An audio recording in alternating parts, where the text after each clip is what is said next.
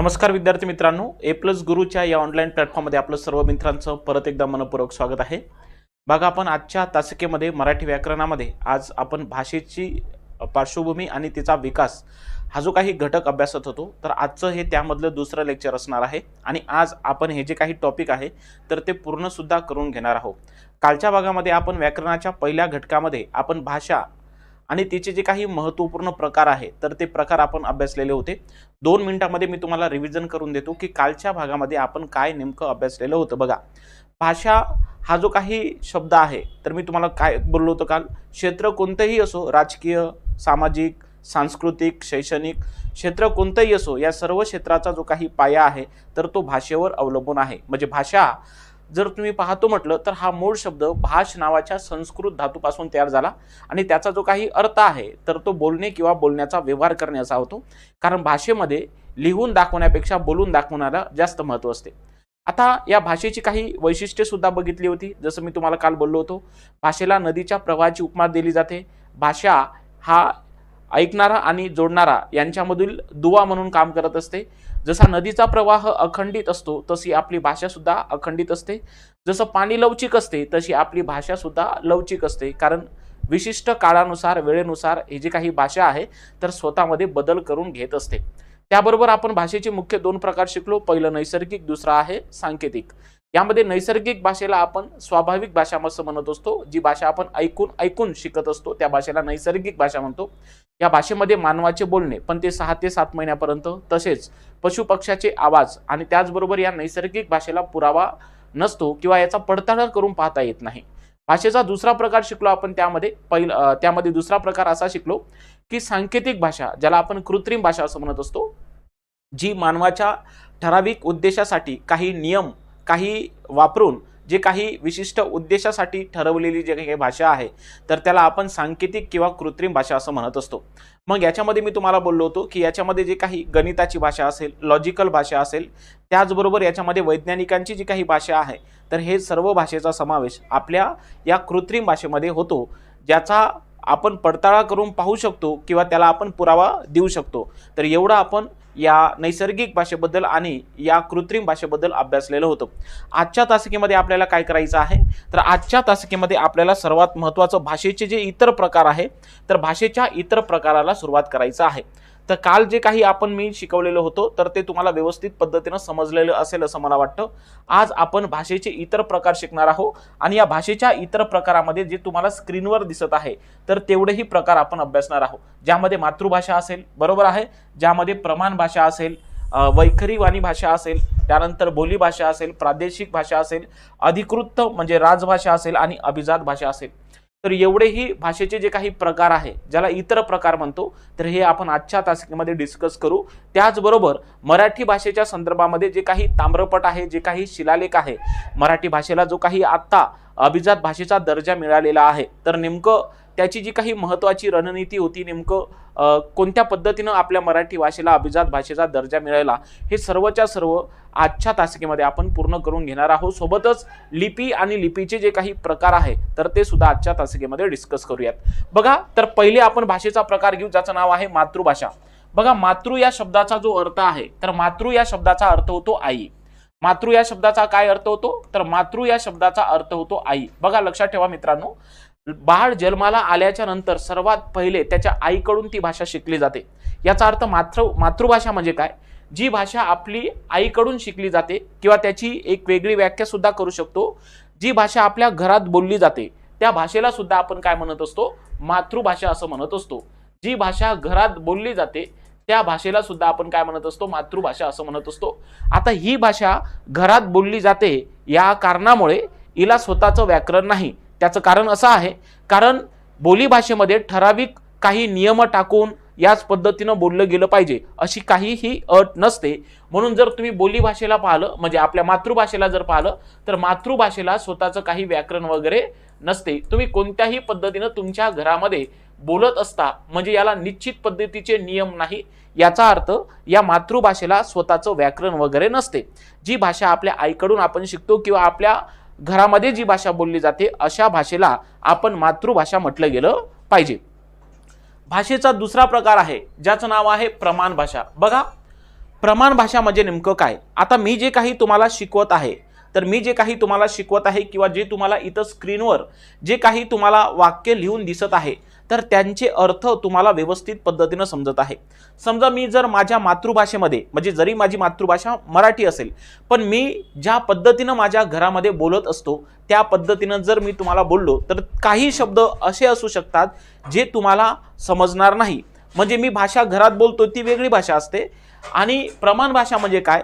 तर प्रमाण भाषा म्हणजे अशी भाषा जी जास्तीत जास्त लोकांना समजणारी असते. प्रमाण भाषेला एक व्यवस्थित पद्धतीनं नियम, काटेकोर पद्धतीचे नियम आपल्या प्रमाण भाषेमध्ये दिसून येतात.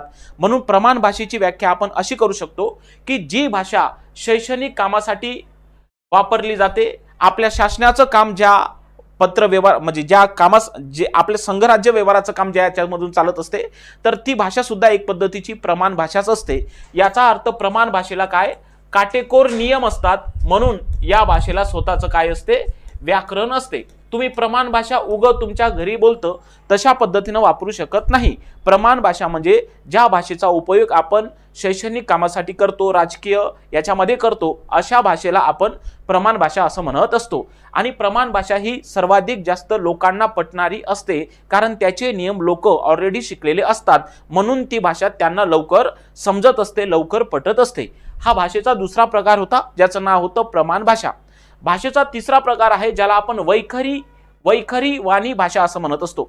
बघा, वाणी या शब्दाचा जो काही अर्थ आहे, वाणी या शब्दाचा अर्थ होतो बोलणे, किंवा वाणी या शब्दाचा अर्थ होतो आवाज. बघा, वाणी आहे का नाही? वाणी या शब्दाचा अर्थ होतो आवाज, किंवा वाणी या शब्दाचा अर्थ होतो ध्वनी. मग आता वाणीद्वारे उत्पन्न होणारी भाषा, बघा लक्षात घ्या, वाणीद्वारे उत्पन्न होणारी भाषा म्हणजे ज्याला आपण वैखरी वाणी भाषा असं म्हणत असतो. मग तुमच्या मनामध्ये एक शंका येईल, सर तुम्ही आता वैखरी वाणी या भाषेची व्याख्या वाणीद्वारे म्हणजे आवाजाद्वारे उत्पन्न होणारी भाषा म्हणजे तिला वैखरी वाणी भाषा म्हटलं, मग बाकी भाषा काय आपण आवाजाच्या मार्फत बोलून दाखवत नाही का, किंवा ध्वनी मार्फत बोलून दाखवत नाही का? तर तसं नाही. हे वैखरवाणी जी काही भाषा आहे, तर हे सर्वच्या सर्व ज्या काही बोलीभाषा, प्रादेशिक भाषा, प्रमाण भाषा, मातृभाषा, हे सर्वच्या सर्व वैखरी वाणी भाषेचं स्वरूप आहे. कारण शेवटी हे वैखरवाणी भाषी जी आहे, तर वाणीद्वारे उत्पन्न होणाऱ्याच्या 4 प्रकार पडतात. म्हणून त्याच्यातला मोस्ट ऑफ इम्पॉर्टंट फक्त एवढंच लक्षात ठेवा, वैखरी वाणी भाषा म्हणजे त्याची व्याख्या जर विचारली तर जी भाषा वाणीद्वारे उत्पन्न होतात, आवाजाद्वारे उत्पन्न होतात, अशा भाषेला आपण काय म्हणत असतो? वैखरी वाणी भाषा म्हणत असतो. कारण वैखरी वाणी हे शेवटी मानवाच्या मनामध्ये जे काही वाक्य तयार झालेले आहे, किंवा आपल्या मनामध्ये जे काही वाक्य तयार होतात, आणि ते वाक्य जेव्हा आपण आपल्या ध्वनीने किंवा ज्या आवाजाने आपण उच्चारून दाखवत असतो, तेव्हा त्या प्रोसेसला वैखरी असं म्हटलं जातं. कारण शेवटी हे वैखरी जे आहे, तर त्या भाषाच्या शिकण्याच्या पद्धतीच्या शेवटची पायरी आपल्याला दिसून येते. मी तुम्हाला समोर जेव्हा ते काही आपले भाषा विकास कौशल्याच्या ज्या काही 5 पायऱ्या आहेत, तर त्या 5 पायऱ्यामध्ये तुम्हाला त्या वैखरी वाणीचा उल्लेख पुन्हा करताना दिसेल. तर एवढं तात्पुरतं लक्षात ठेवा, वैखरी वाणी भाषा म्हणजे काय? तर वाणी म्हणजे आवाजाद्वारे उत्पन्न होणारी भाषा म्हणजे वैखरी वाणी भाषा होय. त्याच्यानंतर पुढची भाषेचा प्रकार आहे ज्याला आपण प्रादेशिक भाषा असं म्हणत असतो. प्रादेशिक भाषा म्हणजे नेमकं काय? प्रादेशिक भाषा म्हणजे नेमकं काय? ही भाषा विशिष्ट राज्यात किंवा विशिष्ट प्रदेशात मुख्यतः बोलली जाणारी भाषा असते, तिला आपण प्रादेशिक भाषा असं म्हणत असतो. जसं महाराष्ट्राची प्रादेशिक भाषा ही मराठी आहे. महाराष्ट्राची प्रादेशिक भाषा जरी मराठी असेल, तशीच मराठी ही महाराष्ट्राची राजभाषा आहे. मराठी ही महाराष्ट्राची अधिकृत भाषा आहे. म्हणजे एखादी प्रादेशिक भाषा ही त्या राज्याची अधिकृत किंवा राजभाषा सुद्धा असू शकते. ज्या प्रदेशामध्ये जी भाषा जास्त करून बोलली जाते त्या भाषेला आपण प्रादेशिक भाषा असं म्हणत असतो. प्रादेशिक भाषा ही एखाद्या राज्याची अधिकृत भाषा असू शकते. फक्त एवढी व्याख्या लक्षात ठेवा की विशिष्ट राज्यात किंवा प्रदेशात मुख्यतः बोलली जाणारी भाषा म्हणजे प्रादेशिक भाषा आहे. जसं मराठी ही प्रादेशिक भाषा महाराष्ट्र राज्याची आहे, तमिळ ही प्रादेशिक भाषा तमिळनाडू राज्याची आहे, मल्याळम ही प्रादेशिक भाषा केरळ नावाच्या राज्याची आहे. म्हणजे त्या राज्याची भाषा म्हणजे ती प्रादेशिक भाषा असते. जसं मराठी ही महाराष्ट्राची प्रादेशिक भाषा आहे. समजलं? त्याच्यानंतर आहे सर्वात महत्त्वाचं बोलीभाषा. बघा, भाषेचा हा महत्त्वाचा प्रकार आहे बोलीभाषा. जसं आता मी मराठी बोलतोय आणि मी विदर्भातला असल्यामुळे माझ्या मुखामधून जास्तीत जास्त वऱ्हाडी शब्द बाहेर पडतात, किंवा एखादी कोणी व्यक्ती जर एखादी खानदेशी असेल किंवा एखादी तिकडे खानदेशामध्ये राहणारा असेल तर त्यांच्या मुखामधून वेगळी भाषा पाहायला भेटेल. एखादी भाषा तुम्ही कोकणात गेले तर कोकणी भाषा पाहायला भेटेल, आहे का नाही. जर तुम्ही खानदेशात असेल तर तुम्हाला अहिराणी भाषा पाहायला भेटेल. जर तुम्ही तिकडे गडचिरोली भंडारा गोंदियाकडे गेले तर तिकडे झाडी बोली पाहायला भेटेल. म्हणजे बोली भाषा म्हणजे नेमकं काय, तर बोली भाषा म्हणजे अशी लोकांचा एक मोठा समूह असतो. मोठांचा एक म्हणजे आपल्या एका भला मोठा समूह असतो लोकांचा, आणि त्या समूहामध्ये एक विशिष्ट समूह असतो की त्या समूहाची भाषा वेगळी असते. मी तुम्हाला पर्टिक्युलर सांगतो. समजा हे एक महाराष्ट्र नावाचं राज्य आहे. ज्या महाराष्ट्र नावाची जी काही प्रादेशिक भाषा किंवा अधिकृत भाषा मराठी आहे, पण या महाराष्ट्रामध्ये राहणारा इतर लोकांचा एवढा समूह आहे की यांची जी काही भाषा आहे, समजा हा विदर्भ आहे आणि या विदर्भातल्या लोकांची जी भाषा आहे प्रामुख्याने तर ती कोणती आहे, वऱ्हाडी. म्हणजे मराठी भाषेचा जो काही उपप्रकार आहे तर तो आहे कोणता, वऱ्हाडी. म्हणजे बोली भाषा म्हणजे नेमकं काय, असा लोकांचा समूह आहे की त्या लोकांच्या एका समूहाची जी भाषा असते तर ती वेगळी असते. अशा भाषेलाच आपण काय म्हणायचं असते, बोली भाषा म्हणायचं असते. तर बोली भाषा मराठीला एकूण 52 आहे. तुम्हाला ऐन कदाचित जर पेपरला एखादी प्रश्न आला की नेमकं मराठीच्या किती बोली भाषा आहे, तर मराठीला एकूण 52 पद्धतीच्या बोली भाषा आहे. ज्याच्यामध्ये मी तुम्हाला सांगितलं वऱ्हाडी असेल, अहिराणी असेल, कोकणी असेल, झाडी बोली असेल, वेगवेगळ्या पद्धतीच्या या मराठीला 52 बोली भाषा आहे. तुम्हाला बोली भाषा म्हणजे काय समजलेलं असेल बघा. प्रादेशिक भाषेच्या आतल्या म्हणजे जसं बघा मराठी ही महाराष्ट्राची प्रादेशिक भाषा आहे आणि त्याच्या आतमध्ये बघा एक वऱ्हाडी, विदर्भामध्ये वऱ्हाडी ही भाषा बोलली जाते. कोकणामध्ये बघा इथं कोकणी बोलली जाते, बरोबर आहे. तिकडे जर तुम्ही खानदेशात गेले तर तिकडे अहिराणी बोलली जाते. जर तुम्ही इकडे आले तर गोंदिया भंडारा गडचिरोली साईड तर इकडे झाडी बोलली जाते. म्हणजे प्रादेशिक भाषेच्या आतल्या छोट्या छोट्या स्थानिक रूपांना बोलली जाणारी भाषा म्हणजे कोणती, बोली भाषा. या बोली भाषेमध्ये बघा वऱ्हाडी, कोकणी, अहिराणी, झाडी बोली अशा भाषेचा समावेश होतो. जसं मराठीला एकूण किती बोली भाषा आहे, 52 बोली भाषा आहे. तर हे होतं आपल्या भाषेचे इतर प्रकार. यामध्ये पहिला शिकलो आपण मातृभाषा, दुसरं शिकलो आपण प्रमाण भाषा, तिसरं शिकलो आपण वैखरी वाणी भाषा, चौथं शिकलो आपण प्रादेशिक भाषा आणि त्याच्यानंतर शेवट शिकलो आपण बोली भाषा. तर तुम्हाला व्यवस्थित पद्धतीनं समजलं असेल असं मला वाटतं. मातृभाषा म्हणजे काय, तर जी भाषा आपल्या घरात बोलली जाते, जी भाषा आपण आपल्या आईकडून शिकतो ती बोली भाषा. हिला काही स्वतःचं व्याकरण वगैरे नसते. त्यानंतर प्रमाण भाषा, जी भाषा जास्तीत जास्त लोकांना पटणारी असते, ज्या भाषेचा उपयोग शैक्षणिक कामकाजासाठी केला जातो, अशा वेळेस त्या भाषेला प्रमाण भाषा म्हणतात. या प्रमाण भाषेला काही नियम असतात, याचा अर्थ त्याला व्याकरण असते. त्यानंतर आहे वैखरी वाणी भाषा, वाणीद्वारे उत्पन्न होणारी भाषा म्हणजे वैखरी वाणी भाषा. शेवटी आहे प्रादेशिक भाषा. प्रादेशिक भाषा म्हणजे काय, विशिष्ट राज्यात किंवा विशिष्ट प्रदेशात प्रामुख्याने बोलली जाणारी भाषा म्हणजे प्रादेशिक भाषा. जसं मराठी ही महाराष्ट्राची प्रादेशिक भाषा आहे. त्यानंतर बोली भाषा. बोली भाषा म्हणजे नेमकं काय, तर प्रादेशिक भाषेच्या आतल्या छोट्या समूहाची जी भाषा असते त्याला आपण बोली भाषा म्हणत असतो आणि मराठीच्या एकूण 52 बोली भाषा आहे. तर एवढे महत्त्वाचे प्रकार या बोली भाषेच्या संदर्भामध्ये होते. आता याच्यामध्ये आपण बघा मातृभाषा, प्रमाण भाषा, वैखरी वाणी भाषा, बोली भाषा आणि प्रादेशिक भाषा हा घटक आपण शिकलेलो आहे. आता प्रादेशिक नावाचा जो काही शब्द आहे तर हा शुद्ध शब्द असाच लिहायचा. प्रादेशिक नावाचा जो काही शब्द आहे तर त्या शला लागणारी जी काही विलांटी आहे तर ती रस्वस लिहिली गेली पाहिजे, हे लक्षात ठेवायचं. आता आपण महत्त्वपूर्ण भाषेचे प्रकार शिकणार आहोत. यामध्ये अधिकृत भाषा ज्याला आपण राजभाषा म्हणत असतो आणि शेवटी आहे अभिजात भाषा. तर या प्रामुख्याने महत्त्वाचे आहे. तर अभिजात आणि अधिकृत भाषा म्हणजे नेमकं काय हे लगेच आपण समजून घेऊ. बघा सर्वात महत्त्वाचा आहे अधिकृत किंवा त्यालाच आपण राजभाषा म्हणत असतो. बघा अधिकृत आणि राजभाषा ह्या वेगळ्या वेगळ्या नाही तर ते एकमेकाचे समानार्थी शब्द आहे किंवा त्या एकच भाषा आहे असं तुम्ही लक्षात ठेवू शकता.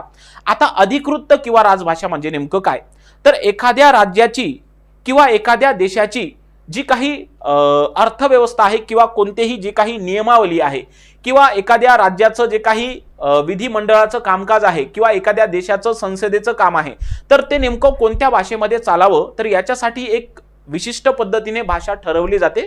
त्या भाषेला आपण अधिकृत किंवा त्या भाषेला आपण राजभाषा असं म्हणत असतो. मग आता नेमकं ही जी काही राजभाषा आहे तरी राजभाषा केवळ राज्याचीच असते असं नाही. राजभाषा ही एखाद्या देशाची सुद्धा असू शकते. जसं मी तुम्हाला सांगतो, भारताची जी काही अधिकृत भाषा आहे किंवा भारताची जी काही राजभाषा आहे तर ती हिंदी आणि इंग्रजी आहे. भारत नावाच्या देशाला कोणतीही राष्ट्रभाषा नाही किंवा भारताची कोणतीही राष्ट्रीय भाषा नाही आहे. भारताला फक्त आणि फक्त अधिकृत भाषा आहे. भारत सरकारचं जे काही कामकाज आहे तर ते नेमकं कोणत्या भाषेमध्ये चालावं यांच्या सोयीसाठी ते जी काही भाषा आहे तर हिंदी आणि इंग्रजी वापरत असतात. मी त्याच्याबद्दल सविस्तर बोलतोय. पहिले आपण समजून घेऊ की अधिकृत म्हणजे नेमकं राजभाषा हे नेमकं काय आहे.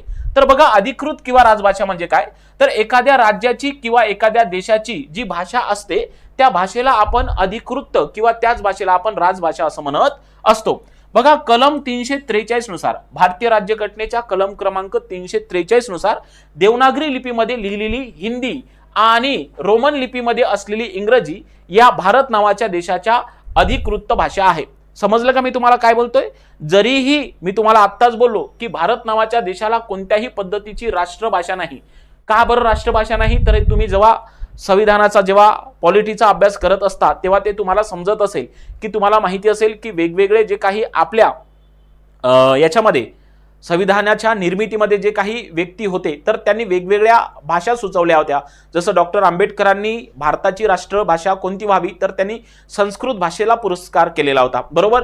त्यानंतर महात्मा गांधीचं वेगळंच म्हणणं होतं, पंडित जवाहरलाल नेहरू यांचं वेगळंच म्हणणं होतं. परंतु एखाद्या समजा संस्कृत भाषेला जर आपण एखादी राष्ट्रभाषेचा दर्जा दिला असता तर ती संस्कृत नावाची भाषा किती जणाला समजली असती, आहे की नाही. सर्वात महत्त्वाचा तो रोल आहे. मग तो जो काही डिबेट आहे की नेमकं भारताला कोणती राष्ट्रभाषा ठेवायची तर तो डिबेट तसाच राहून गेलेला आहे. त्याच्यावर अजूनपर्यंत काही तोडगा निघालेला नाही. म्हणून भारत नावाच्या देशाला कधीही किंवा कोणतीही राष्ट्रभाषा किंवा राष्ट्रीय भाषा नाही. बरेच जण म्हणतात की हिंदी ही भारताची राष्ट्रभाषा आहे.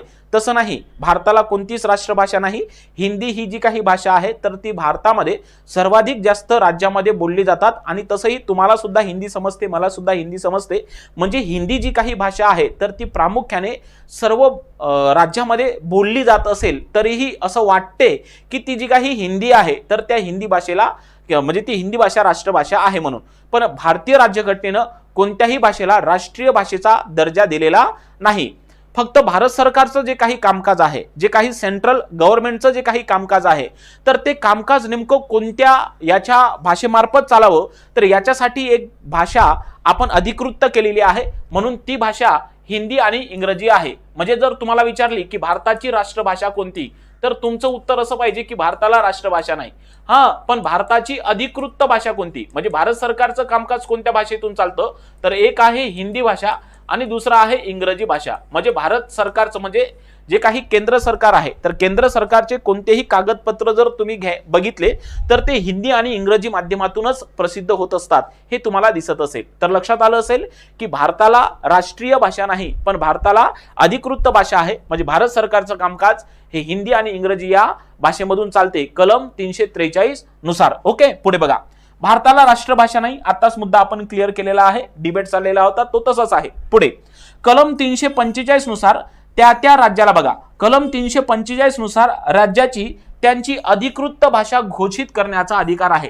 जसं महाराष्ट्राला एखादी जास्तीत जास्त म्हणजे महाराष्ट्रामध्ये जर सर्वाधिक जास्त समजणारी भाषा मराठी असेल तर नेमकं एखाद्या राज्याला नेमकं किंवा राज्याचं कामकाज कोणत्या भाषेत चालावं, जसं देशाचं कामकाज हे हिंदी आणि इंग्रजी भाषेमध्ये चालते तसं त्या राज्याचं कामकाज कोणत्या भाषेत चालावं तर तो निर्णय त्या राज्याच्या विधिमंडळाला आहे भारतीय संविधानाच्या कलम 345 नुसार. लक्षात आलं. आणि कलम 343 नुसार आपल्या भारत सरकारला तो हक्क दिलेला आहे.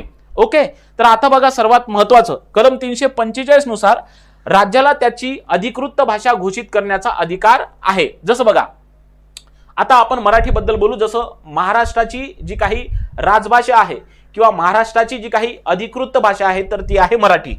मराठी राजभाषा अधिनियम 1964 नुसार बघा, वसंतराव नाईक त्यावेळेस महाराष्ट्र स्थापन झाला 1 मे 1960 ला आणि 1 मे 1960 रोजी महाराष्ट्र स्थापन झाल्याच्या नंतर नेमकं महाराष्ट्र राज्याचं जे काही कामकाज आहे तर ते काही दिवस इंग्रजी भाषेमधूनच चाललेलं आहे. असं नाही की महाराष्ट्र 1 मे 1960 रोजी स्थापन झाला आणि लगेच मराठी भाषा ही आपली अधिकृत भाषा झाली, असं नाही. बघा, तत्कालीन मुख्यमंत्री जेव्हा वसंतराव नाईक आले तेव्हा त्यांनी बघा महाराष्ट्राची एक अधिकृत भाषा असली गेली पाहिजे असं त्यांना वाटलं आणि त्यांनी मराठी राजभाषा अधिनियम हा 1964 काढला आणि त्याची प्रत्यक्ष जी काही अंमलबजावणी झाली तर ती झाली 26 जानेवारी 1965 रोजी.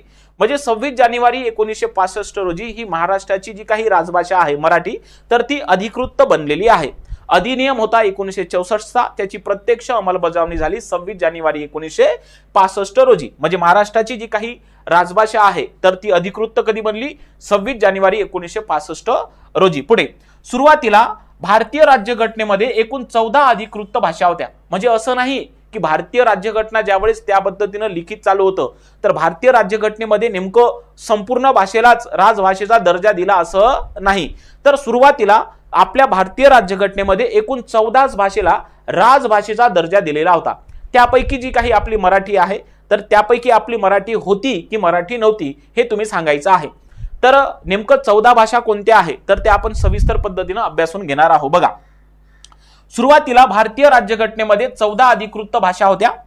परिशिष्ट 8 मध्ये बघा, भारतीय राज्यघटनेच्या परिशिष्ट 8 मध्ये आतापर्यंत 4 वेळी घटना दुरुस्ती केलेली आहे. आता तुम्ही म्हणणार सर भारतीय राज्यघटनेचा आणि परिशिष्ट क्रमांक 8चं इथं काय संबंध आहे? तर बघा, भाषा हा जो काही गट आहे तर तो भारतीय संविधानाच्या परिशिष्ट क्रमांक 8 मध्ये आहे. परिशिष्ट क्रमांक 8 मध्ये आहे. मग ज्या काही अभिजात भाषा असतील, ज्या काही अधिकृत भाषा असतील तर हे सर्वच्या सर्व तुम्हाला यांची माहिती भारतीय राज्यघटनेच्या परिशिष्ट क्रमांक 8 मध्ये तुम्हाला दिसणार आहे. तर परिशिष्ट क्रमांक 8 हे भाषेशी संदर्भात असल्यामुळे या भाषा म्हणजे परिशिष्ट क्रमांक 8 मध्ये आतापर्यंत 4 वेळा घटना दुरुस्ती केलेली आहे. मी तुम्हाला सर्व सांगणार आहे. पुढे, एखाद्या भाषेला अधिकृत भाषेचा दर्जा हे त्या राज्यातील विधिमंडळ ठरवत असते. म्हणजे एखादी राज्याची राजभाषा किंवा एखाद्या राज्याची अधिकृत भाषा कोणती असायला पाहिजे तर हा अधिकार हा केंद्र सरकारला नसून त्या राज्याच्या विधिमंडळाकडे आहे. म्हणजे त्या राज्याचं विधिमंडळ ठरवू शकते की आम्ही या भाषेला आमच्या राज्याची काय करतो? अधिकृत किंवा राजभाषा करतो. तर भारतीय संविधानाने सुरुवातीला 14 भाषेला राजभाषेचा दर्जा दिलेला होता. लक्षात राहील. जसं मी तुम्हाला आता सांगितलं, जसं बघा, तमिळ ही भाषा तमिळनाडू नावाची राजभाषा आहे, बरोबर. त्यानंतर बघा, तेलुगू ही जी भाषा आहे तर हे आंध्र प्रदेश नावाच्या आणि त्यानंतर तेलंगणा नावाच्या राज्याची राजभाषा आहे. त्यानंतर बघा, मल्याळम भाषा ही केरळ नावाच्या राज्याची राजभाषा आहे. त्याच पद्धतीने ही जी काही मराठी आहे तर ही मराठी 2 राज्याची राजभाषा आहे. बघा, मराठी ही जरी महाराष्ट्राची राजभाषा असेल, मराठी ही महाराष्ट्राची जरी राजभाषा असेल तरी मराठी ही गोवा नावाच्या राज्याची सुद्धा काय आहे? राजभाषा आहे. म्हणजे गोवा नावाच्या राज्याचं सुद्धा जे काही कामकाज आहे तर ते मराठी भाषेतून चालत असते, कारण मराठी ही गोवा नावाची राज्याची सुद्धा अधिकृत म्हणजे राजभाषा आहे. तर भारतीय संविधानानं जे काही एकूण 14 भाषेला राजभाषेचा दर्जा दिलेला होता, कधी? सुरुवातीला, हे बघा हा शब्द फार महत्वाचा आहे, सुरुवातीला राज्यघटनेने एकूण 14 भाषेला राजभाषेचा दर्जा दिलेला होता. पण सध्या स्थितीत म्हणजे आता वर्ष सुरू आहे 2026 पर्यंत एकूण भारतीय राज्यघटनेमध्ये एकूण किती राजभाषा आहे तर भारतीय राज्यघटनेमध्ये टोटल 22 राजभाषा आहे. म्हणजे सुरुवातीला 14 भाषा राजभाषा होत्या, नंतर आतापर्यंत वाढ किती झाली? आतापर्यंत 8 वाढलेले आहे. तर त्या 8ही कोणत्या कोणत्या भाषा आहे तर त्या आपण सुरुवातीला व्यवस्थित पद्धतीने बघून घेऊ. हे बघा, तुम्हाला भारतीय राज्यघटनेत 8व्या परिशिष्टामध्ये एकूण 22 भाषांना आता राजभाषेचा दर्जा आहे. सुरुवातीला 14 होता, आता 8 वाढल्या म्हणजे टोटल 22 झालेले आहे. तर त्या नेमक्या कोणत्या कोणत्या होत्या हे तुम्हाला माहिती पाहिजे. तुम्हाला डायरेक्टली प्रश्न विचारू जाऊ शकतो की खालीलपैकी कोणती भाषा ही अधिकृत किंवा राजभाषा आहे. मग तुम्हाला सांगू शकते याच्यात कोणती भाषा आहे. तर बघा, पहिला आहे आसामी. आता इथं मी भाषा लिहिलं तर क्रमानेच आहे अशी गरज नाही. बघा, बंगाली फक्त 22 भाषा इथं दाखवलेल्या आहे. बोडो, डोंगरी, त्यानंतर गुजराती, हिंदी, कन्नड, काश्मीरी, कोकणी, मल्याळम, मणिपुरी. बघा, मराठी, मैथिली, नेपाळी, उडिया, पंजाबी, संस्कृत, संताली, सिंधी, तमिळ, तेलुगू आणि शेवटी आहे उर्दू. तर भारतीय राज्यघटनेच्या परिशिष्ट क्रमांक 8 मध्ये या एकूण 22 राजभाषा आहे. लक्षात आलं. भारतीय राज्यघटनेमध्ये परिशिष्ट क्रमांक 8 मध्ये आतापर्यंत 4 वेळा घटना दुरुस्ती झालेली आहे. तर थोडं ते भाषेच्या संदर्भात आहे म्हणून मी इथं तुम्हाला दाखवण्याचा प्रयत्न केलेला आहे. जर तुम्ही इथं पाहिलं तर भारतीय राज्यघटनेचं परिशिष्ट क्रमांक 8 हे भाषेच्या संदर्भात आहे. मग त्याच्यामध्ये आतापर्यंत 4 वेळा घटना दुरुस्ती झालेली आहे. सारांश मी तुम्हाला थोडक्यात वाचून दाखवतो. पॉलिटीचा संदर्भ आहे परंतु इथे काही काम नाही आहे, पण ते भाषेच्या संदर्भात होतं म्हणून माझं सांगणं काम आहे. बघा, भारतीय संविधानाच्या 8व्या सूचीमध्ये एकूण 4 वेळा दुरुस्ती करण्यात आलेली आहे, ज्याद्वारे 14 भाषा व्यतिरिक्त इतर भाषेचाही समावेश करण्यात आलेला आहे. 21वी घटना दुरुस्ती हे 1967 मध्ये झाली आणि सिंधी भाषेला हा अधिकृत भाषेचा दर्जा प्राप्त झालेला आहे. म्हणजे सिंधी ही भारतीय राज्यघटनेमध्ये 15व्या क्रमांकाची राजभाषा म्हणून बनलेली होती. त्यानंतर 71वी घटना दुरुस्ती हे 1972 मध्ये झाली आणि यामध्ये 3 भाषेचा समावेश करण्यात आला, कोकणी, मणिपुरी आणि नेपाळी. म्हणजे झाली किती? 14 सुरुवातीला हे 15 15 अधिक 3 बरोबर आता किती झाले? 1972 पर्यंत 18 भाषा राजभाषा झाल्या. नंतर 92वी घटना दुरुस्ती 2003 मध्ये झाली आणि याच्यामध्ये 4 भाषेला राजभाषेचा दर्जा मिळाला, बोडो, डोंगरी, मैथिली आणि संताली. म्हणजे या 4 भाषेला समावेश केलेला आहे. म्हणजे सुरुवातीला 1972 पर्यंत 18, त्यानंतर 2003 पर्यंत 18 4 किती झाल्या? 22. बरोबर आहे, किती झाल्या? 22. नंतर 96वी घटना दुरुस्ती 2011 मध्ये झाली, पण ही 96वी घटना दुरुस्ती हे केवळ भाषा ऍडिंग साठी घटना दुरुस्ती केलेली नव्हती, तर फक्त नामांतरणासाठी झालेली होती. कशासाठी?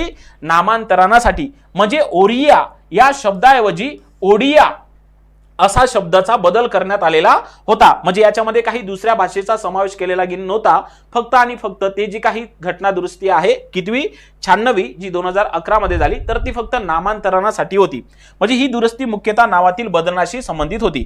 या दुरुस्तीनंतर 8व्या अनुसूचीमध्ये एकूण भाषाची संख्या सध्या किती झालेली आहे?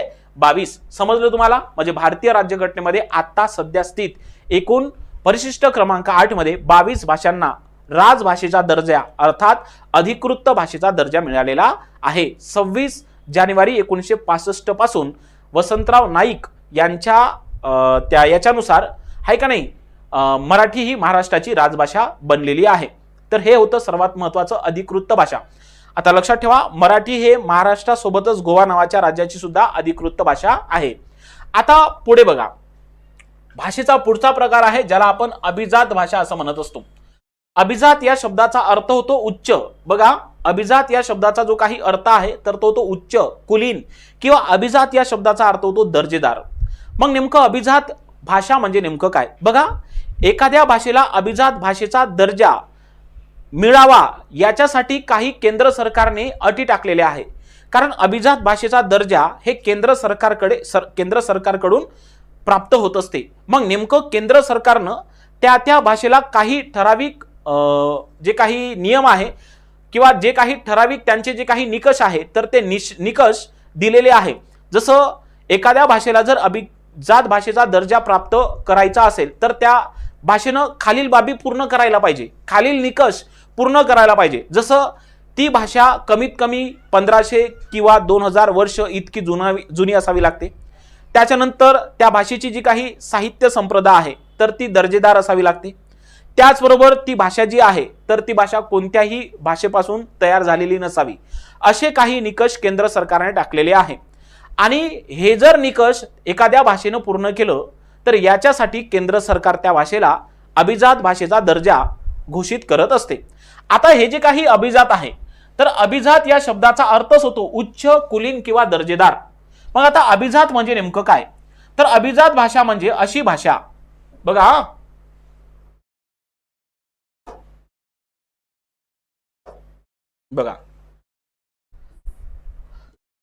अभिजात भाषा म्हणजे अशी भाषा इतिहासात ती अत्यंत प्राचीन. अभिजात भाषा म्हणजे ती अशी भाषा, काय झालं बाबा?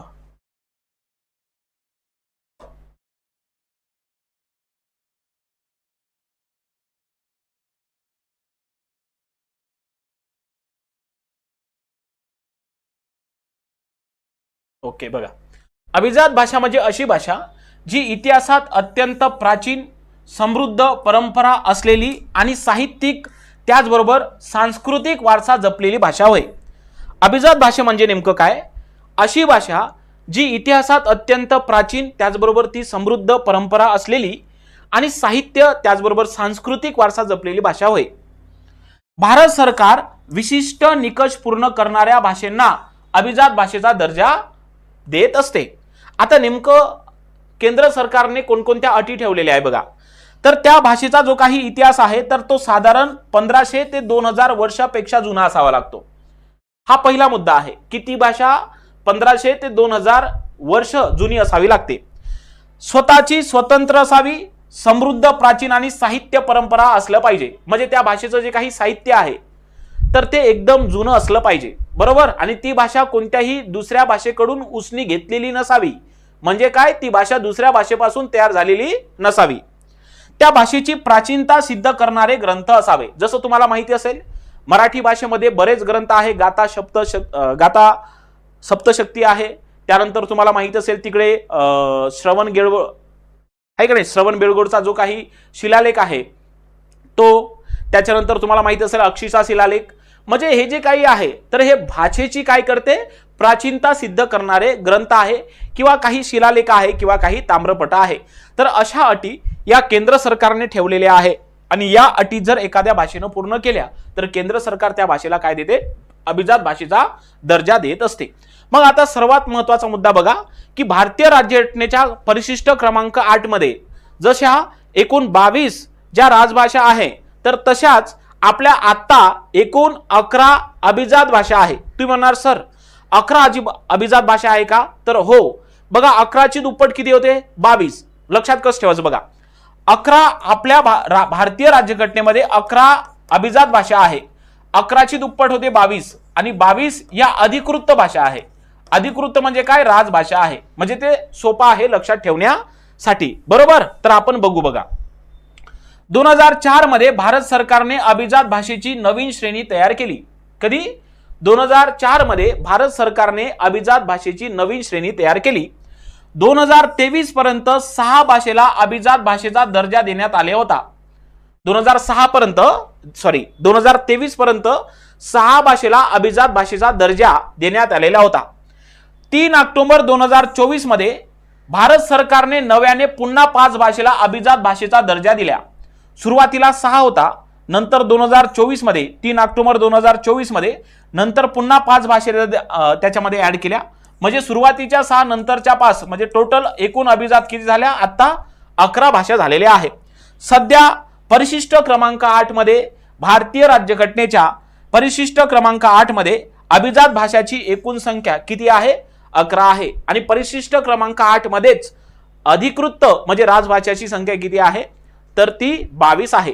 तर नेमकं भारतीय संविधानाने जे काही 2004 मध्ये जे काही नवीन श्रेणी तयार केलेली होती भारत सरकारने, तर त्यामध्ये नेमकं कोणत्या कोणत्या भाषेला अभिजात भाषेचा दर्जा दिलेला होता ते आपण सुरुवातीला बघू. बघा सुरुवातीला बघा जी काही 2004 ची जी काही श्रेणी आहे त्यानंतर अभिजात भाषेचा दर्जा द्यायला सुरुवात केलेली आहे. तर बघा सर्वात पहिले तमिळ नावाच्या भाषेला 2004 मध्ये अभिजात भाषेचा दर्जा मिळालेला आहे.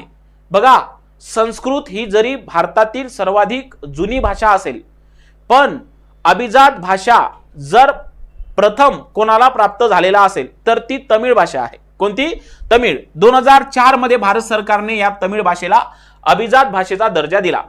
त्याच्यानंतर दुसरी भाषा आहे ती म्हणजे 2005 मध्ये संस्कृत भाषेला भारत सरकारने अभिजात भाषेचा दर्जा प्राप्त करून दिलेला होता.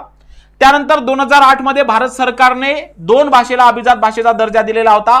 एक म्हणजे कन्नड आणि दुसरा आहे तेलुगू. बघा 2004 मध्ये तमिळ भाषेला दिला, त्यानंतर त्याच्या पुढच्या वर्षामध्ये संस्कृत भाषेला दिला, त्यानंतर त्याच्या 3 वर्षांना म्हणजे 2008 मध्ये कन्नड आणि तेलुगू भाषेला दिला आणि शेवटी मल्याळम आणि त्याच्यानंतर उडिया. म्हणजे बघा 2013 मध्ये जी केरळची जी काही राज्यभाषा आहे मल्याळम तर तिला अभिजात भाषेचा दर्जा दिला. आता केरळचं नामांतरण झालं केरळम, बरोबर आहे ना. आता 2014 मध्ये त्याच्यानंतर उडिया या भाषेला भारत सरकारने अभिजात भाषेचा दर्जा दिलेला होता. म्हणजे तुम्ही जर विचार केला तर 2004 च्या श्रेणीनुसार 2014 पर्यंत भारतीय संविधानामध्ये एकूण 5 अभिजात भाषा होत्या. किती, 5 अभिजात भाषा होत्या. म्हणजे एक गोष्ट लक्षात घ्या, अभिजात भाषा सुरुवातीला किती होत्या, 2014 च्या पूर्वी 2014 पर्यंत किती 5 कोणत्या तमिळ, संस्कृत, कन्नड, त्यानंतर काय आहे हे तेलुगू, मल्याळम आणि काय उडिया. लक्षात आलं. हे कसं लक्षात ठेवायचं बघा सांगतो. जर तुम्ही एक वाक्य लक्षात ठेवलं क स म उ त ते, बघा क स म उ त ते, क म्हणजे कन्नड, स म्हणजे संस्कृत, म म्हणजे मल्याळम, उ म्हणजे उडिया, त म्हणजे तमिळ आणि ते म्हणजे तेलुगू. म्हणजे क स म उ त ते या ज्या काही 5 भाषा आहे तर या सुरुवातीच्या अभिजात भाषा आहे. बरोबर. तमिळला 2004 मध्ये भेटला, संस्कृतला 2005 मध्ये भेटला, त्यानंतर कन्नड आणि तेलुगूला 2008 मध्ये भेटला, मल्याळमला भेटला 2013 मध्ये आणि उडियाला भेटला 2014 मध्ये. लक्षात आलं. त्याच्या पुढे बघा, आता भारतीय संविधानाने 3 ऑक्टोबर, भारतीय संविधानच तोंडामध्ये येते ते भारत सरकार आहे. बघा, भारत सरकारने 3 ऑक्टोबर 2024 रोजी पुन्हा नव्याने 6 भाषेला अभिजात भाषेचा दर्जा दिला. किती? सॉरी 5 भाषेला दिला होता. इथं बघा, सुरुवातीच्या 6 भाषा होत्या. सुरुवातीच्या 6 अभिजात भाषा होत्या. कसं मग होतं ते स्लाइड मध्ये लिहिलेलं होतं बघा. आता भारत सरकारने 3 ऑक्टोबर 2024 मध्ये नव्याने पुन्हा 5 भाषेला अभिजात भाषेचा दर्जा दिलेला होता. मग या 5 भाषेमध्ये नेमकं कोणकोणत्या भाषा आहे बघा. याच्यामध्ये आपली प्रामुख्याने मराठी भाषा आहे, त्यानंतर पाली, तुम्हाला माहिती असेल गौतम बुद्धाचे जे काही उपदेश आहेत तर ते पालीमध्येच आहे. पाली ही बिहारची तिकडे प्रामुख्याने बोलली जाणारी भाषा आहे. त्यानंतर बंगाली, बरोबर आहे, बंगालमध्ये बोलल्या जातं. आसामी, आसाममध्ये बोलल्या जातं. आणि प्राकृत मध्ये ही जी भाषा आहे तर ही सगळीकडे बोलल्या जाते. मला वाटते वर्धमान महावीर असेल, गौतम बुद्ध असेल, यांचे जे काही उपदेश आहे तर ते प्राकृत भाषेमधूनच आपल्याला दिसते. म्हणजे प्राकृत हे एखाद्या विशिष्ट राज्याची भाषा आहे असं नाही. ते तुम्हाला महाराष्ट्रामध्ये सुद्धा बोलताना दिसते, उत्तर प्रदेशमध्ये, बिहारमध्ये, वेगवेगळ्या राज्यामध्ये ती भाषा बोलत असताना दिसून येते. म्हणजे पर्टिक्युलर प्राकृत भाषा ही एखाद्या विशिष्ट राज्याची नाही, जसं मराठी ही महाराष्ट्राची आहे. लक्षात आलं. तर 3 ऑक्टोबर 2024 रोजी भारत सरकारने नव्याने 5 भाषेला अभिजात भाषेचा दर्जा दिला. त्याच्यामध्ये मराठी, पाली, बंगाली, आसामी आणि प्राकृत या भाषेचा समावेश होता. आणि ही तारीख तुमच्या डोक्यामध्ये फिट्ट पाहिजे. 3 ऑक्टोबर 2024. सुरुवातीच्या अभिजात भाषा होत्या 6, नव्याने भेटल्या आहे 5. म्हणजे टोटल जर पाहतो म्हटलं तर भारतीय राज्यघटनेच्या परिशिष्ट क्रमांक 8 मध्ये एकूण किती अभिजात भाषा आहे तर एकूण 11 अभिजात भाषा आहे. तर नेमकं आता अभिजात भाषा एखाद्या भाषेला प्राप्त करण्यासाठी नेमकं त्या भाषेवर किंवा त्या भाषेची जी काही प्राचीनता आहे तर ते सिद्ध करणारे ग्रंथ पाहिजे, त्याच्यावर नेमकं तज्ञ टीम पाहिजे. मग नेमकं आपल्या मराठी भाषेला अभिजात भाषेचा जर दर्जा प्राप्त झालेला आहे तर ते काही फुकट प्राप्त झालेलं नाही, याच्या मागे अतोनात काही मेहनत आहे. तर नेमकं मराठी भाषेला अभिजात भाषेचा दर्जा प्राप्त करून तर म्हणजे मिळालं तर आहे, पण त्या मागचं नेमकं खरं रहस्य काय आहे तर ते आपण थोडक्यामध्ये समजून घेऊ. बघा, हे होतं सर्वात महत्वाचं आपल्या जुन्या अभिजात भाषा. बरोबर. बघा, मराठी भाषा बनली अभिजात भाषा 3 ऑक्टोबर 2024 मध्ये भारत सरकारने 5 भाषेचा समावेश करून टाकला. त्याच्यामध्ये आपली प्रामुख्याने मराठी भाषा, म्हणजे मराठी बनली अभिजात भाषा. मग याच्यासाठी नेमकं काय आहे बघा. मराठी ही महाराष्ट्राची किंवा मराठी ही या भाषेला अभिजात भाषेचा दर्जा मिळावा याच्यासाठी महाराष्ट्र राज्य सरकारने एक समिती नेमली होती. आणि त्या समितीचे जे काही अध्यक्ष होते त्यांचं नाव होतं रंगनाथ पठारे. आणि ही समिती 2012 मध्ये नेमलेली होती. यशवंतराव चव्हाण, बरोबर ना. बघा, यशवंतराव चव्हाण नाही, तोंडात आलं, पृथ्वीराज चव्हाण होते मुख्यमंत्री. यशवंतराव चव्हाण पहिले महाराष्ट्राचे मुख्यमंत्री. बघा, 2012 मध्ये मुख्यमंत्री होते पृथ्वीराज चव्हाण. आणि यांच्या कारकिर्दीमध्ये मराठी भाषेला अभिजात भाषेचा दर्जा प्राप्त व्हावा याच्यासाठी रंगनाथ पठारे यांच्या अध्यक्षतेखाली एक समिती नेमलेली होती. आता नेमकं या समितीचं कार्य किंवा या समितीचं मुख्य काम काय होतं बघा. या समितीचं मुख्य काम असं होतं की हे जे काही मराठी भाषा आहे तर ही मराठी भाषेचे पुरावे गोळा करायचे. पुरावे कसले? मराठी भाषा इतकी प्राचीन आहे, हा शिलालेख इतका जुना आहे, एखादी ग्रंथ इतका जुना आहे, तर हे जे काही काम आहे तर हे सर्व काम रंगनाथ पठारे यांच्या समितीकडे होतं. तज्ञ टीम होती. मग आता त्या रंगनाथ पठारे समितीबद्दल आपण थोडक्यात माहिती अभ्यासू. 2012 मध्ये ही समिती पृथ्वीराज चव्हाण मुख्यमंत्री असताना तयार केलेली होती. बघा, ही महाराष्ट्र सरकारने स्थापन केलेली तज्ञ समिती होती. मराठी भाषेचा इतिहास आणि प्राचीनता सिद्ध करण्याचे मुख्य काम या समितीने केलेले होते. या समितीचा उद्देश काय होता? मराठी भाषा अभिजात दर्जा मिळवण्यासाठी केंद्र सरकारने ठरवलेल्या निकषात, उदाहरण काय निकष ठरवलेले होते केंद्र सरकारने? ती भाषा 1500 ते 2000 वर्ष इतकी जुनी असावी, त्या भाषेला इतिहास असावा, प्राचीन आणि ग्रंथ संपदा असावी, आहे का नाही? तर याच्यामध्ये बसते का? म्हणजे या निकषामध्ये आपली मराठी भाषा बसते का? तर यांच्यासाठी ती रंगनाथ पठारे समिती काम करत होती आणि याचे पुरावे सुद्धा तयार केलेले होते, गोळा केलेले होते. तयार नाही, गोळा केलेले होते. बरोबर. बघा, जसं गाथा सप्तशती सारख्या ग्रंथाचा आणि शिलालेख ताम्रपटांचा आधार घेऊन मराठीचे प्राचीन तत्व रंगनाथ पठारे समितीने काय केलेले आहे? मांडलेले होते, सिद्ध केलेले होते. जसं रंगनाथ पठारे समितीचं स्वरूप दाखवलं, ही एक संशोधन समिती होती केवळ पुरावे गोळा करण्यासाठी. मग तुम्ही म्हणणार सर, रंगनाथ पठारे समिती हे एवढी महत्वाची आहे का? हो, कारण मराठी भाषेची प्राचीनत्व हे सिद्ध करण्याचं काम या समितीने केलेलं होतं. त्याचे अध्यक्ष रंगनाथ पठारे होते आणि त्या समितीमध्ये एकूण रंगनाथ पठारे यांना पकडून एकूण 9 सदस्य होते. 9 सदस्य. मग तुम्ही म्हणाल सर, आता नेमकं सिद्ध तर झालं, मग सिद्ध झाल्याबरोबर झालं का? नाही. मग हे सर्व सिद्ध झाल्याच्या नंतर मग नेमकं तुमचं घर आहे, पण तुम्हाला सिद्ध करावं लागेल ना की हे 1500 किंवा 2000 वर्षापूर्वीचं आहे. मग सिद्ध कधी होईल?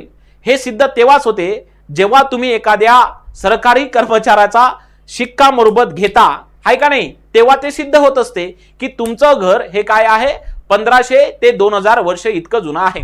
मग आपल्याकडे मराठी भाषेचे सर्वच्या सर्व काय पुरावे येऊन गेलेले आहे. मग आता नेमकं फक्त आणि फक्त आता पाठपुरावा करायचा आहे. कोणापर्यंत? सरकारपर्यंत, की नेमकं आमची मराठी भाषा ही इतकी जुनी आहे. मग हे सर्वच्या सर्व करण्यासाठी एक पाठपुरावा समिती स्थापन केलेली होती. मग ही जी काही पाठपुरावा समिती आहे तर ती डॉक्टर ज्ञानेश्वर मुळे यांच्या अध्यक्षतेखाली तयार केली गेलेली होती.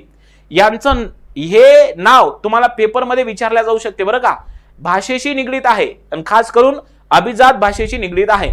मग नेमकं मराठी भाषेचे सर्वच्या सर्व जे काही पुरावे आहेत तर ते गोळा केले आणि आता सरकारकडे पाठपुरावा करण्यासाठी पुन्हा एक समिती नेमली. त्या समितीचे अध्यक्ष होते ज्ञानेश्वर मुळे.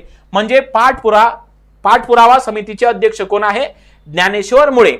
आता यांचं काम काय होतं? ज्ञानेश्वर मुळे आणि त्यांच्या सहकाऱ्यांनी दिल्लीत केंद्र सरकारच्या मंत्र्याशी चर्चा केली आणि त्याच्यावर तोडगा काढला आणि अभिजात भाषेचा शिक्कामोर्तब केला. या पद्धतीने आपली मराठी भाषा सिद्ध झाली की ही एवढी प्राचीन आहे आणि तिचे जे काही शिलालेख आहे, जे काही तिचे ग्रंथ आहे, तर इथूनच ते सिद्ध झाले. आणि त्याच्यानंतरच 3 ऑक्टोबर 2024 रोजी मराठी भाषेला काय भेटलेला आहे? अभिजात भाषेचा दर्जा प्राप्त झालेला आहे. तर थोडं आपण माहिती बघू नेमकं मराठी भाषेला अभिजात भाषेचा जो काही दर्जा प्राप्त झाला तर त्याच्याबद्दल बघा. मग तुम्ही म्हणाल सर, एखाद्या भाषेला अभिजात भाषेचा दर्जा प्राप्त झाला तर नेमकं त्याची म्हणजे काय फायदा आहे त्याला? तर बघा, मराठी कोणत्याही भाषेला जर एखादी अभिजात भाषेचा दर्जा प्राप्त झाला तर त्या भाषेचं विद्यापीठ त्या राज्यामध्ये स्थापन होते. मग त्या विद्यापीठामध्ये जो काही तुम्हाला जे काही भाषेच्या संदर्भामध्ये रिसर्च करणारे जे काही लोक असतात किंवा जे कोणी व्यक्ती असतात तर त्यांना काहीतरी फंड लागत असतो, आहे का नाही? पैशाची गरज पडते. तर हे जे काही पैसे आहे तर हे पैसे केंद्र सरकार देत असते. असा तो भाषेचा अभिजात भाषेचा फायदा असतो. बरोबर. बघा, महाराष्ट्र शासनाने मराठी भाषेला अभिजात भाषेचा दर्जा मिळावा यासाठी 10 जानेवारी 2012 मध्ये महाराष्ट्राचे मुख्यमंत्री पृथ्वीराज चव्हाण यांनी रंगनाथ पठारे यांच्या अध्यक्षतेखाली एक समिती नेमली. रंगनाथ पठारे यांना पकडून त्या समितीमध्ये 9 सदस्य होते. 8 सदस्य, 1 अध्यक्ष, टोटल 9.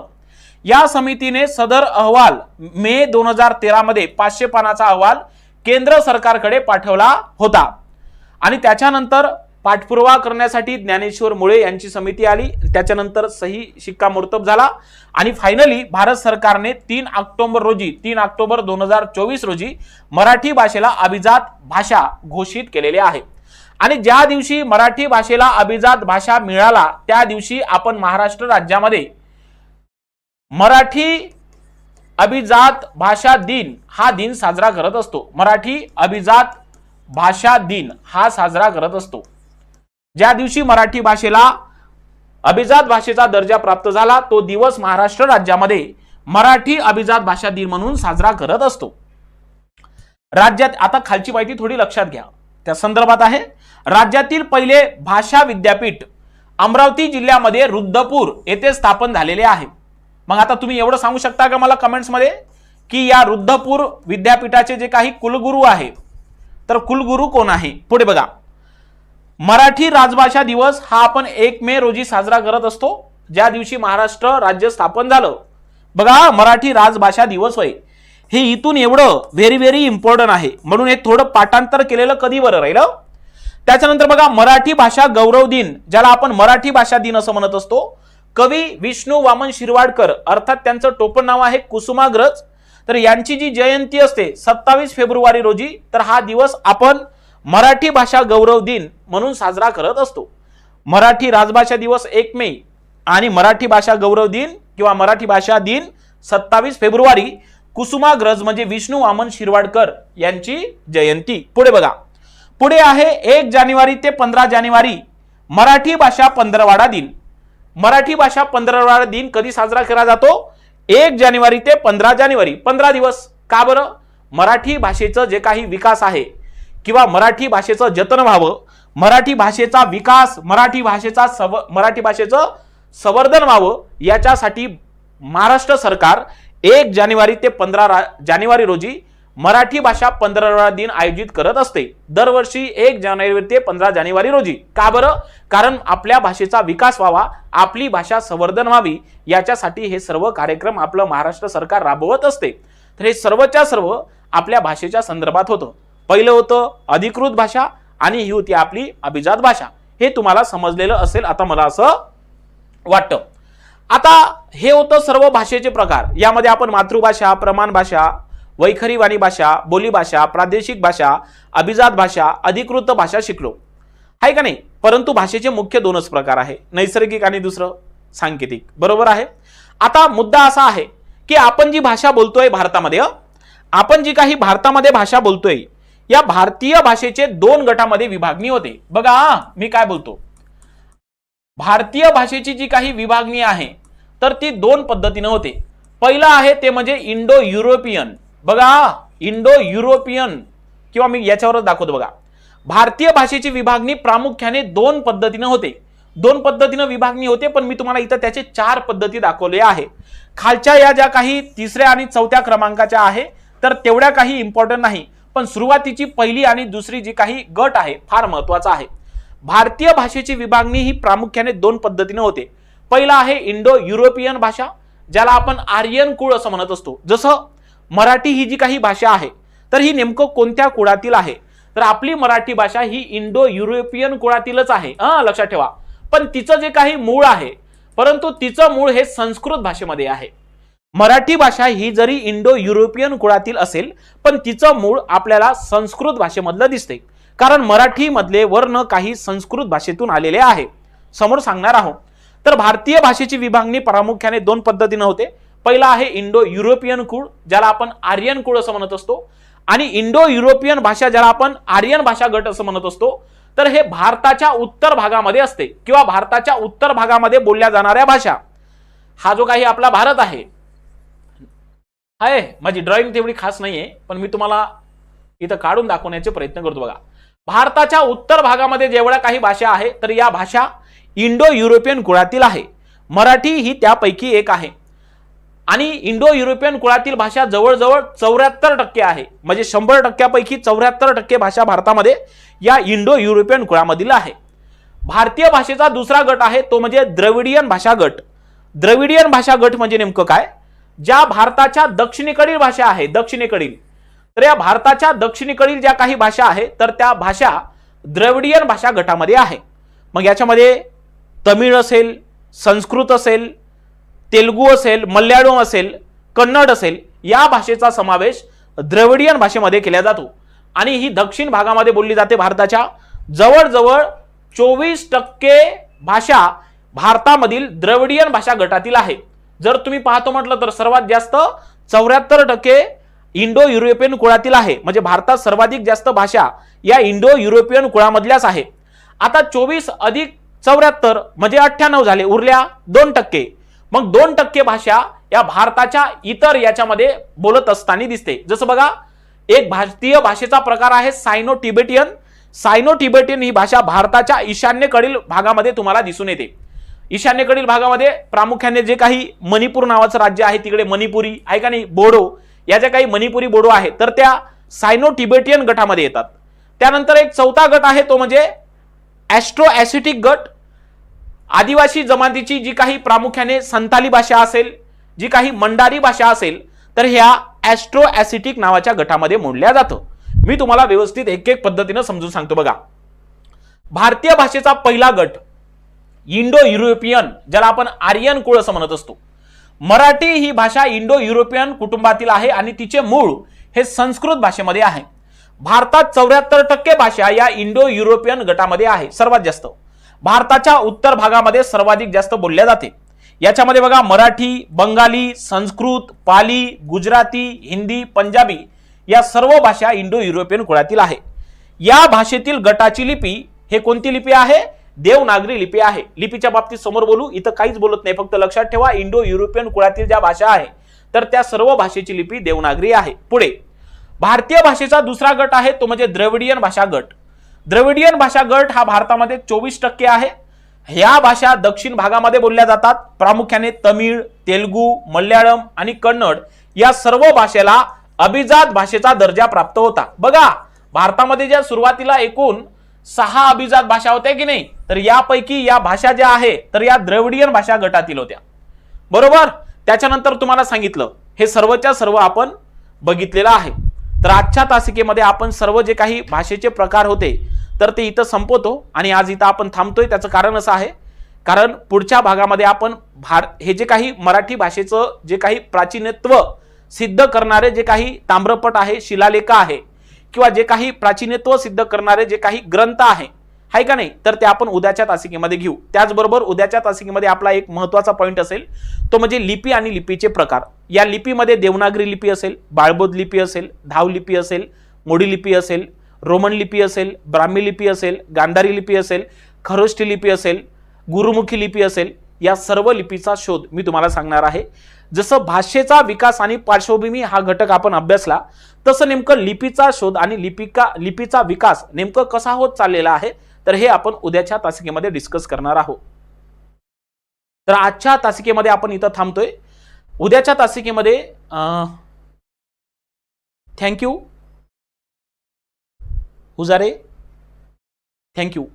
बघा, मराठी व्याकरणाच्या संदर्भात तुम्हाला कोणताही डाऊट असेल किंवा काही तुम्हाला अडथळे येत असतील तर माझा नंबर आहे, त्यावर तुम्ही मला संपर्क करू शकता.